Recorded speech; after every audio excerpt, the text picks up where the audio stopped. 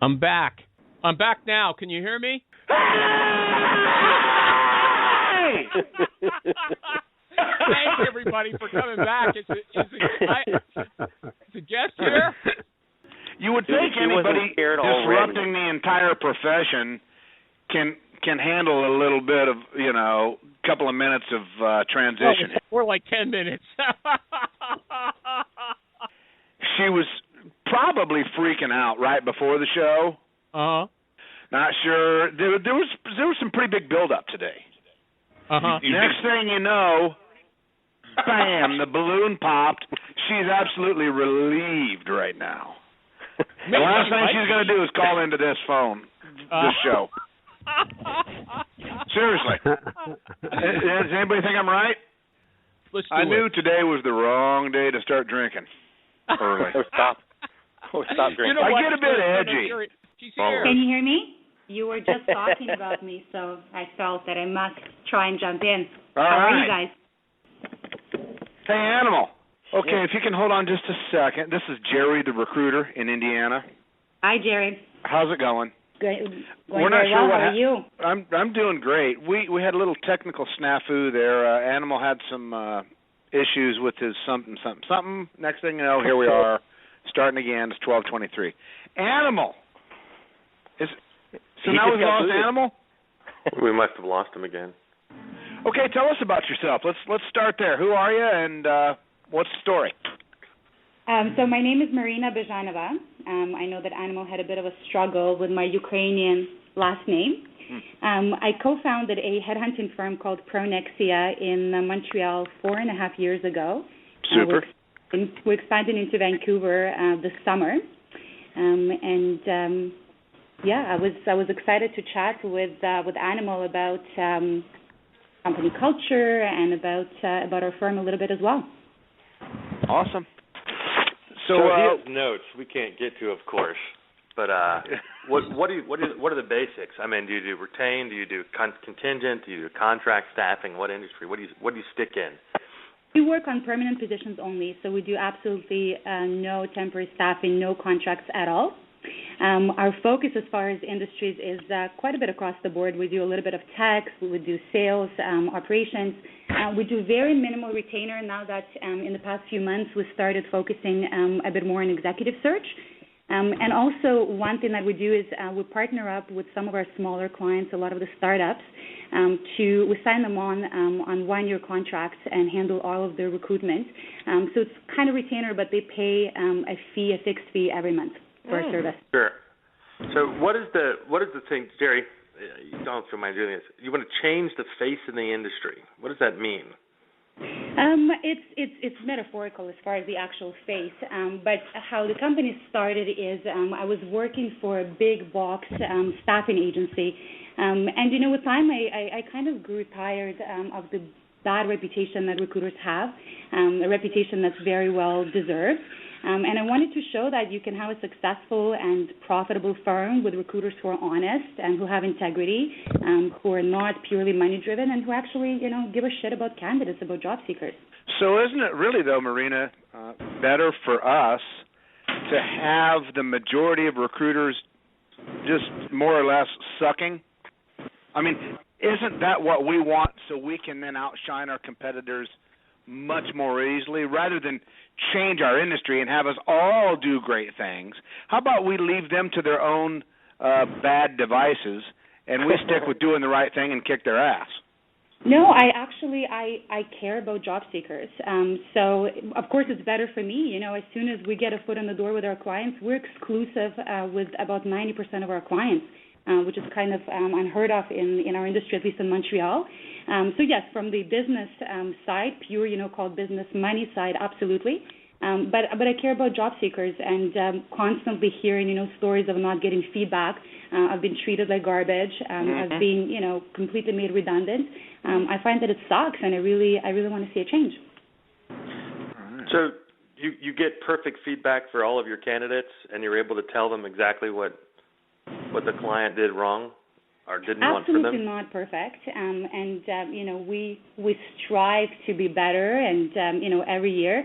What does that, that doesn't mean anything. Let me go Animal. What does that mean, strive to be better?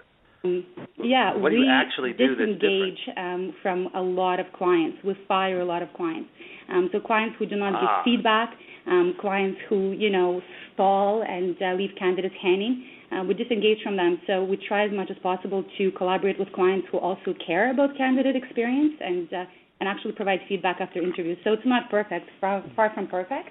So how do you then, Marina, how do you share feedback that really is negative? Let's say that your customer says, "Hey, don't tell her this, but she was really just she didn't present herself well.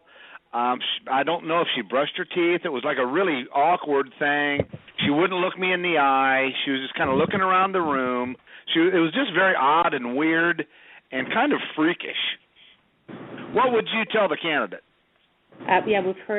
We've heard that more than once. I think as recruiters we hear all of those stories. We had a we sure candidate do. once in an interview who started removing her contact lenses while being interviewed.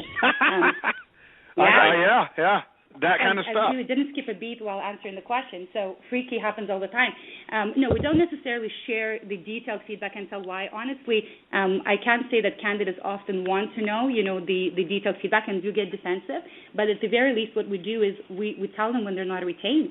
We tell them that they're not in the running. We don't, I was reading an article today and it was saying, if you want to get feedback from a recruiter, then be proactive and reach out. And I think that's bullshit. I think it's for recruiters to reach out and say, hey, you're not in the running anymore. Okay, so then Well, Marina, I got a question. Hold on a second. So really then, what you're saying, get feedback from a recruiter is to find out that they didn't get the job. That's the clear feedback that you feel is missing in the recruiting world. Not the honest feedback, just you didn't get the job. Jerry's right on. Where you stand in the interview process. Absolutely. And let's go one step further. If you really care about candidates, aren't you going to tell this person that they've got all those problems that Jerry mentioned? We will share feedback as to problems that a candidate might have that we observed in an interview. We have to be, sensitive to our clients asking not to mention specific things. Same as if the candidate asks us not to mention specific things to the client, we won't. So there is some confidentiality. Okay, well then, Marina, unfortunately, we're left with the simple fact that this is the same thing that we're all doing. Nobody wants to say, "Hey, you're." Nobody wants to say the stuff that we know are the real reasons why the candidate didn't get the job. So we just say, hey, it was a close call, but they went with somebody else. Sorry, we'll keep you in mind for anything else that we come up with. Bam! You're never going to call them back. And most candidates, and it's over 70%, I was reading the stats, get zero news as to where they stand in the process. So if you do... Hold on. Is that internal party or is that third? I'm happy to hear that, and I think everyone should hear that. Can you guys hear me? That's got to be the corporate folks who are absolutely blasted because a candidate will apply to 100 places. Everybody pretend like we can't hear Animal because the show's going pretty well. Okay, go ahead. I don't care. I blew Marina, my I don't believe that 70% of the candidates that go to an interview through an agency are left never knowing whether they got the job or not. That can't happen. Marina, you have to talk louder. Stephen G. Davis says he's having trouble. I don't believe it's 7%.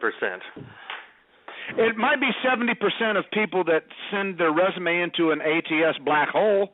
No, I'm talking about people who have been interviewed, and I can tell you that when I've worked for a bigger, big box agency, it was the norm. The only people that got news, whether or not they were still in the running, were the people still in the running. No. What places did you work at prior to starting your own firm? Because it's possible that you just got a really terrible firm. It's possible. I've never heard. I've seen terrible ones all over the place. I've never seen anybody like that. The clients that I'm doing with say the same thing. If I'm wrong, I would be only happy and thrilled to know that candidates are getting some sort of a better service than they really are. Yeah, better service means, hey, you're out, and I can't tell you why. That's the bizarre thing. They're not paying for anything. What service are they owed? Exactly. That's different. If we care about them, shouldn't we be training them to get jobs or calling on their behalf? You find out someone stinks at interviewing. Do you bring them in and coach them and prep them and teach them how to interview? We don't. Or take a smaller fee, say take a 5% fee to give someone a chance? We don't. We don't cut our fees, and no, we don't. We only place people who are, the best of the best. We do a lot of headhunting.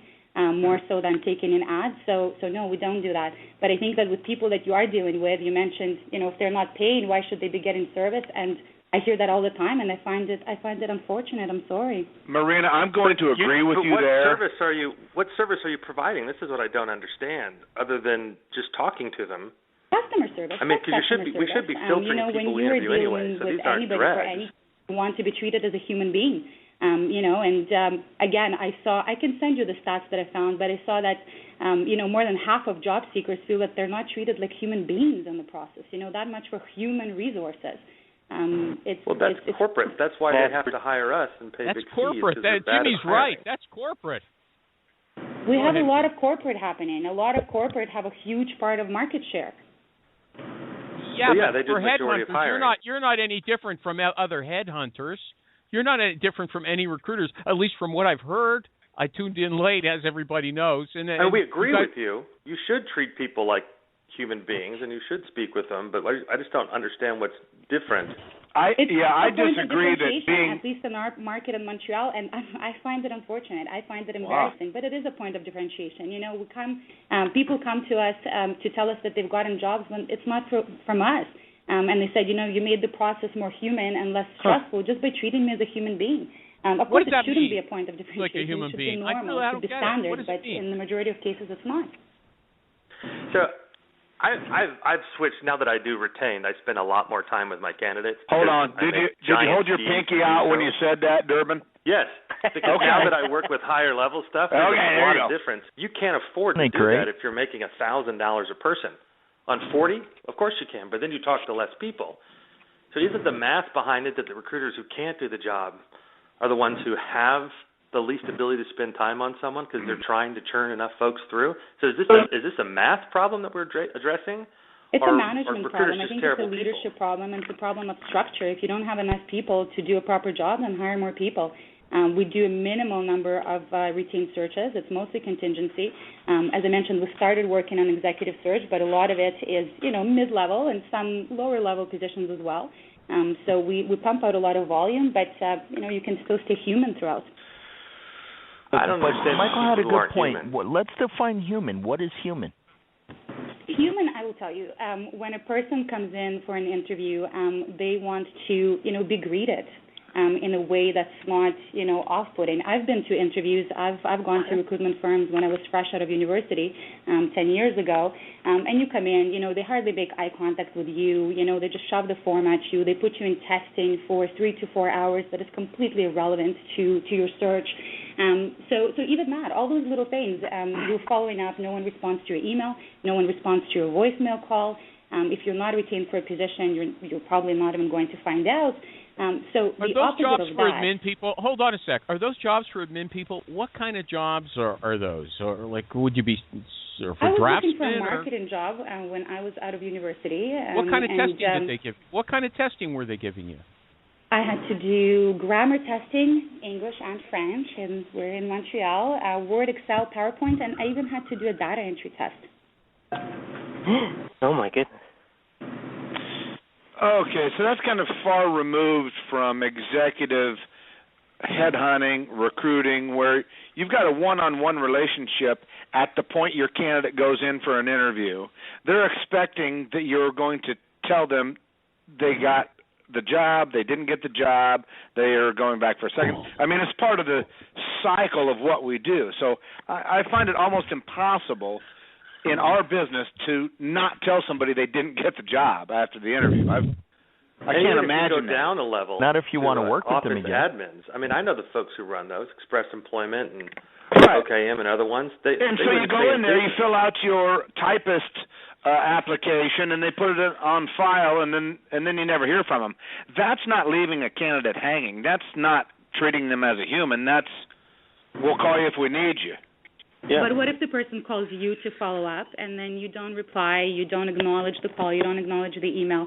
You should certainly acknowledge the email and the phone call. Sure.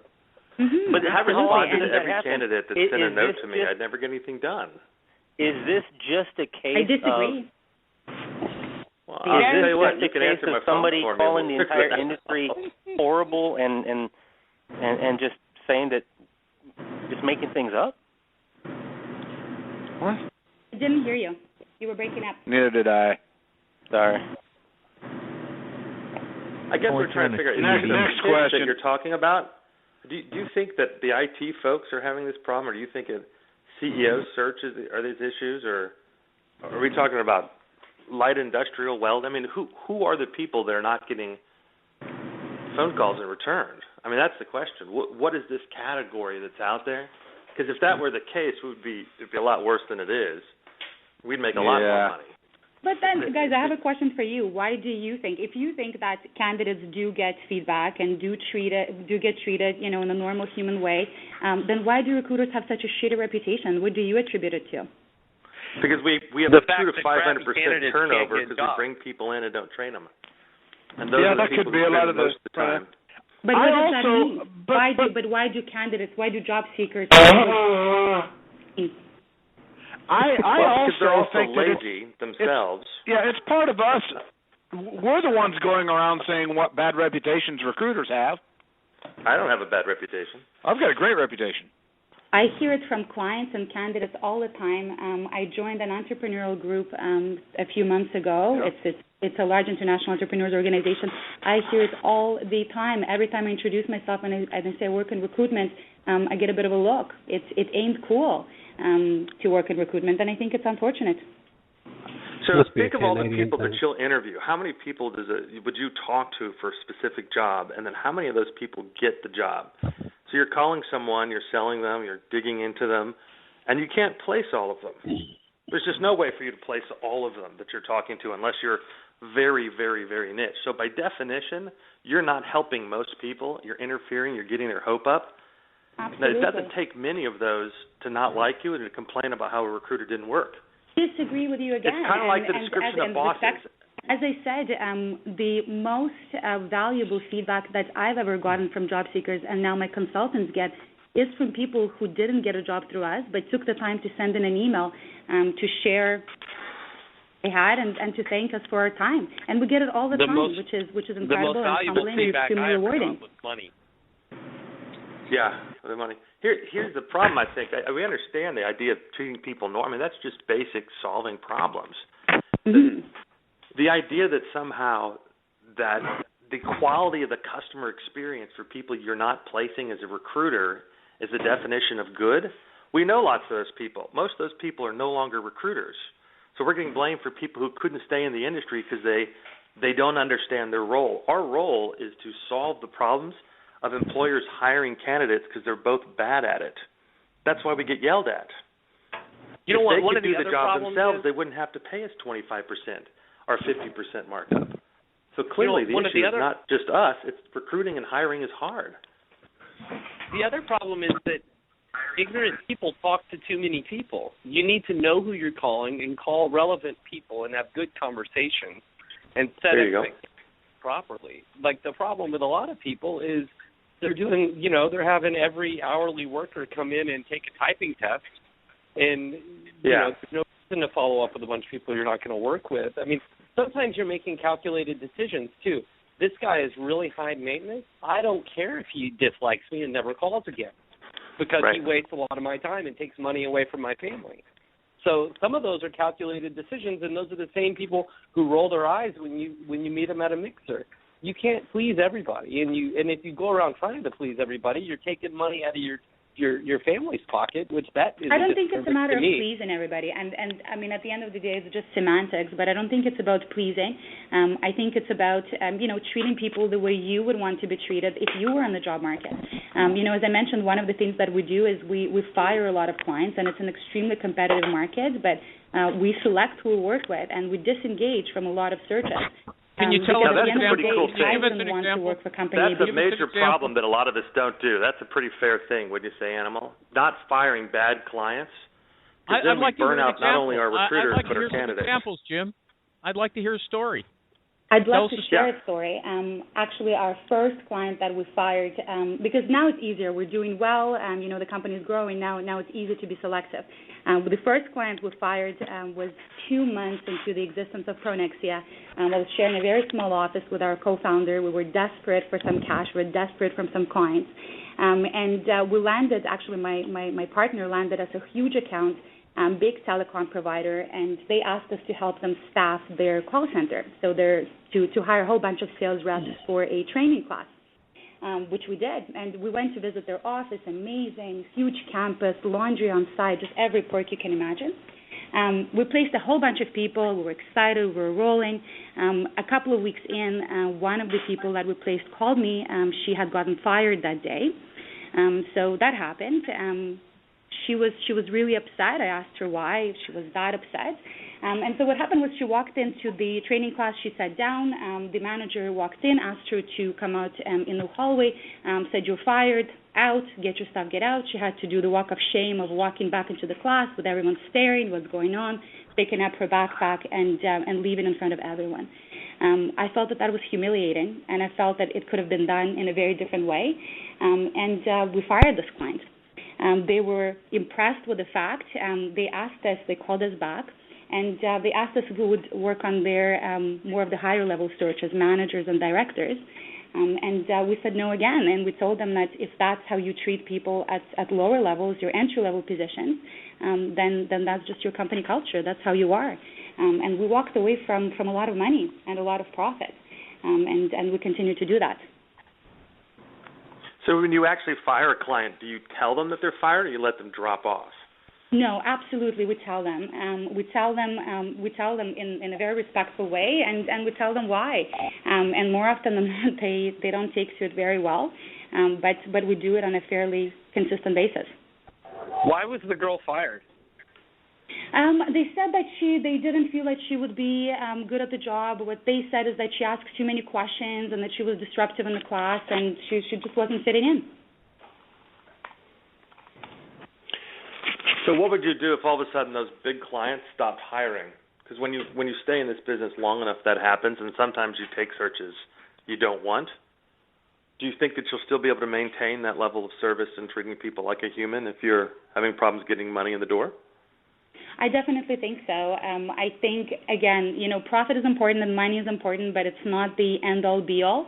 Our company is based on honesty and integrity. I don't think my people would stay if all of a sudden we changed our values and started, chasing the dollar as the only and ultimate goal.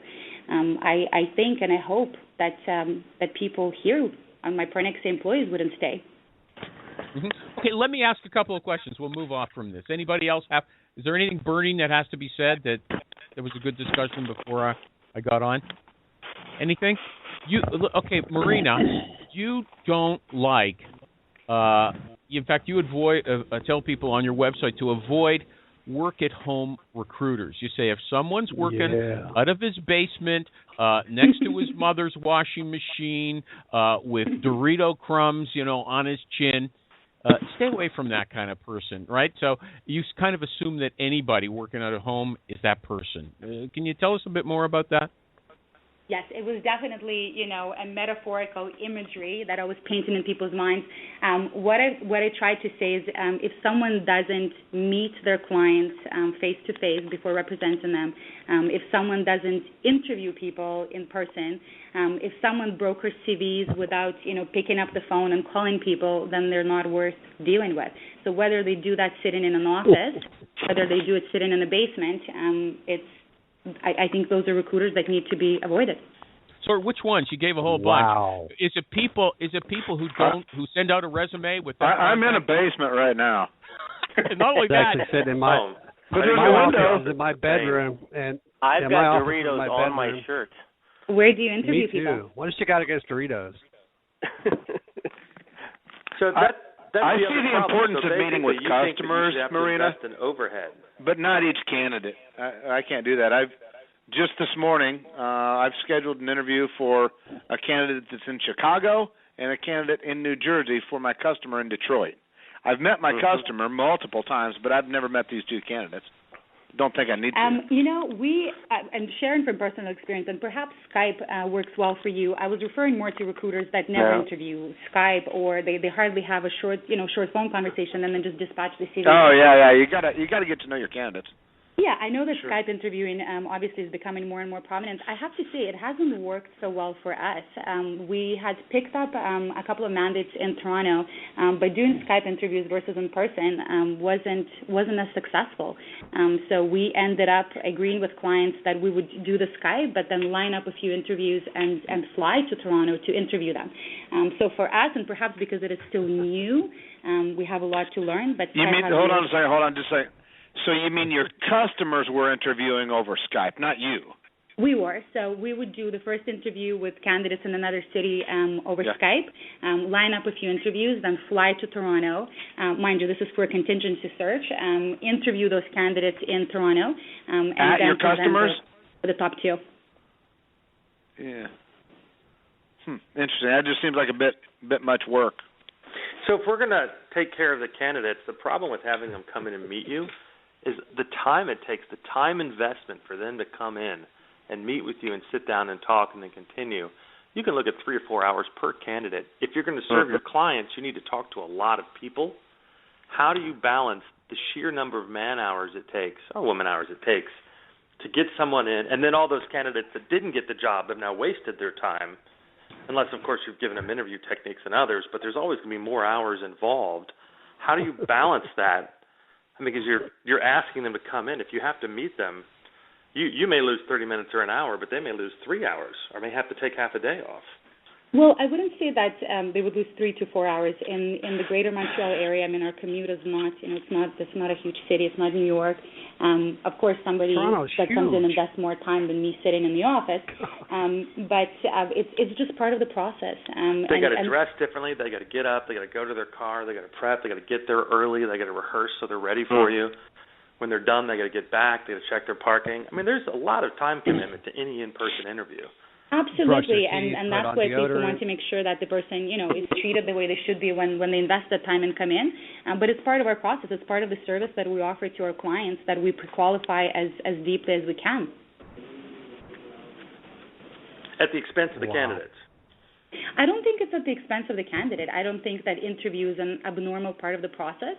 And frankly, I have to say, I've had Pronexia for 4.5 years. I've maybe heard of 3 candidates over all of those years that said that coming in for an interview was a hassle. I think it's an expected part of the process. Well, they don't want to tell you. Well, yeah, just because they don't say it doesn't mean it's not true. So to me, you need to be charging. You need to move up the food chain on level of position and charge a retainer if you're doing this much work. We have, as I said, we've started doing minimal retainer, but so far, especially because, as I mentioned, we work on exclusivity basis with about, it's close to 90% of our clients right now. It hasn't been as necessary. So you're exclusive but not retained? Exactly. And let me ask though, if your customer hires someone while you're exclusive with them, not through you, what happens? They can still hire on their own, so they can still obviously have an internal referral or post their own ad. They just don't engage other firms on a search when they engage us. We haven't had anybody blatantly lie and deal with another firm when they told us that they weren't. We also offer higher guarantees. Again, qualifier. Candidates lie, clients lie, everybody knows that. Okay, that's cool. Just wondering. But yeah, no, we haven't had that problem, at least from what we have observed, and we offer longer guarantees also for clients that we've worked on a few searches with and that are exclusive. Okay. Cool. How large is Pronexia? How large is your team? We're a team of 10 right now, and we're opening in Montreal, and we're opening an office in Vancouver in July, August. Cool. That's great. Do you think that's a reflection? Your way of doing business is a reflection of your size. When you've got 10 recruiters, it's much easier to have command and control and enforce standards across the board like that. I don't think command and control would be the best way to, describe our management style. I think it's the way we hire. We take a very long time. As far as cash flow is concerned, we could double the team right now, but we take a very long time hiring people who are service obsessed, who are honest, who have integrity, and who are passionate about recruitment as we are. So I hope not, to answer your question. I hope to be able to come on the show a few years down and be a team of 50 and tell you that it's still feasible. Cool. Great answer. Hey, what's the average fee in Montreal? I just am interested in placement fees in other locations. You mean as far as the percentage? Yeah. We charge 17-18% per, on average, more so as our minimum, unless it's a client we started working with 4 years ago. But basement recruiters, as I so lovingly call them, sometimes charge 10%.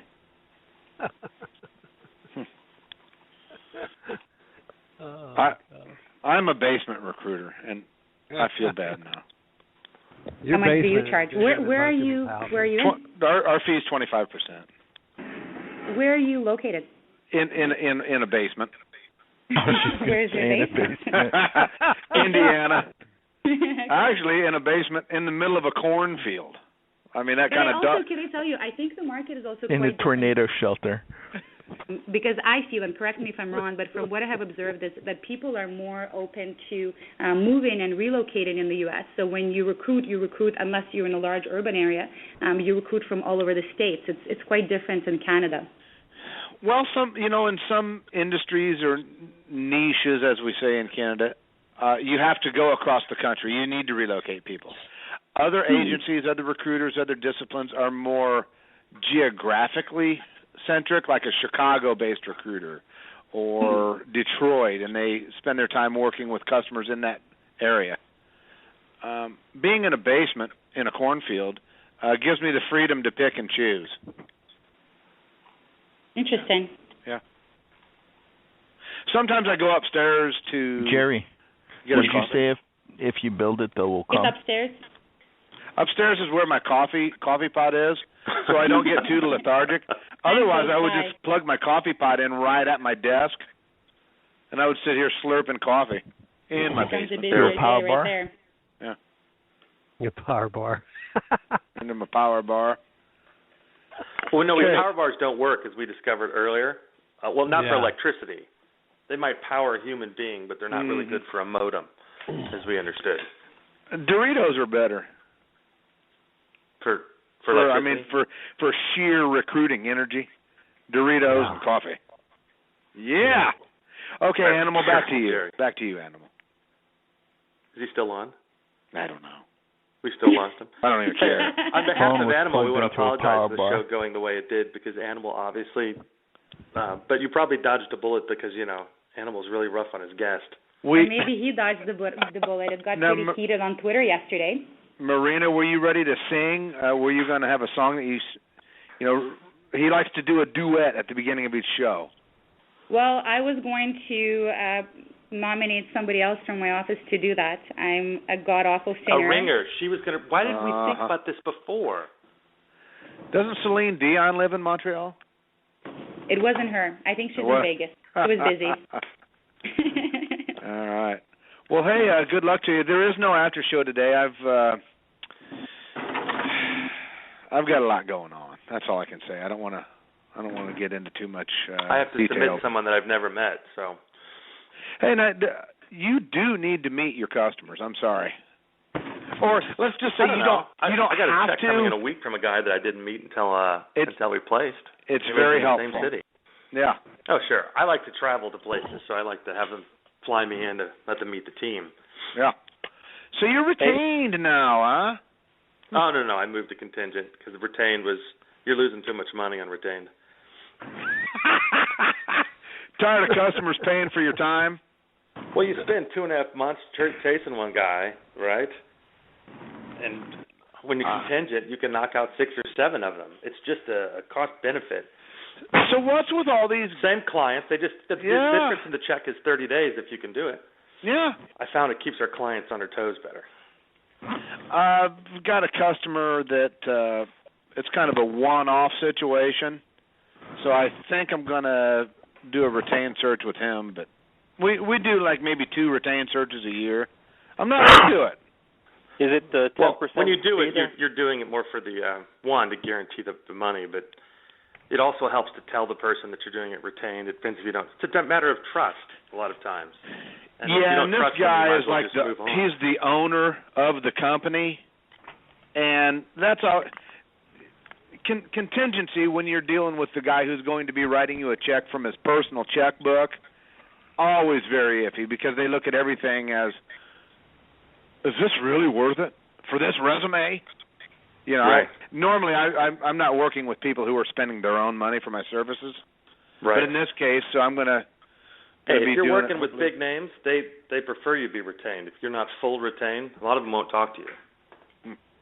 The full out, that's just kind of the thing. They assume that it's at higher level, which is often true, but it's when you start getting 6 retained searches and the fee's $150 before you start. That's the real stuff. I wouldn't even want to think about it.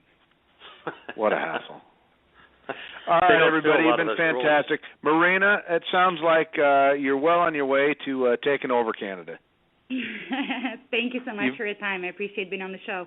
Yeah, you've been a great guest. Thanks a bunch. Take it easy, everybody. Enjoy the week. DJ.